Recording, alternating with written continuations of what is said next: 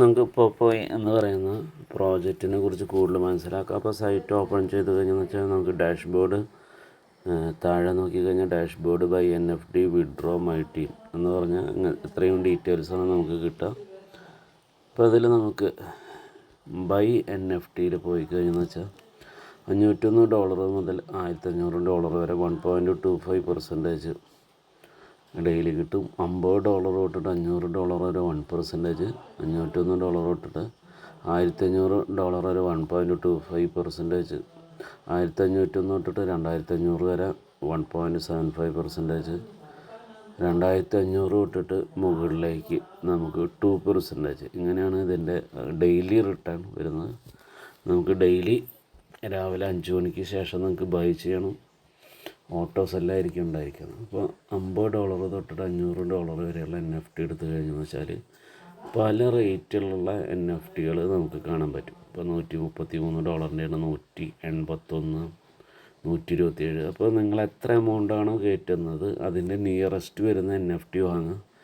NFT വാങ്ങിച്ചു കഴിഞ്ഞെന്ന് വെച്ചാൽ കമ്പനി തന്നെ അതൊരു റേറ്റിൽ മേലേക്ക് സെല് ചെയ്യും. ആ ടോട്ടൽ എമൗണ്ടിന് 1% നമുക്ക് കിട്ടും. ഉണ്ട്. അപ്പോൾ ഇവിടെ 138, 85 അങ്ങനെ പല റേറ്റിലുള്ള NFTകൾ കാണാം. ഓക്കെ.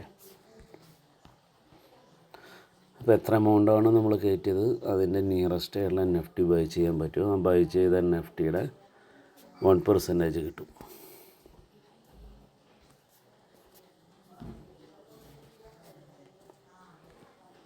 നമുക്ക് നമ്മുടെ പ്രോഫിറ്റും ക്യാപിറ്റലടക്കം വിഡ്രോ ചെയ്യാൻ സാധിക്കും. ഡെയിലി ഏണിങ് കാണിക്കും.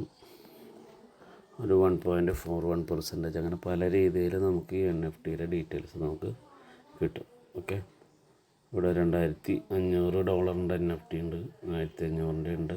$2500 മുകളിലെന്ന് വെച്ചാൽ നമുക്ക് ഡെയിലി 2% കിട്ടും.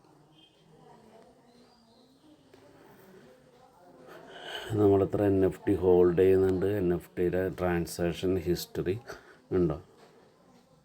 BSI സ്കാൻ വഴി നമുക്ക് NFT ട്രേസ് ചെയ്യാൻ പറ്റും. അപ്പോൾ ഇതൊരു റിയൽ ട്രേഡിംഗ് പ്രോജക്റ്റാണ്.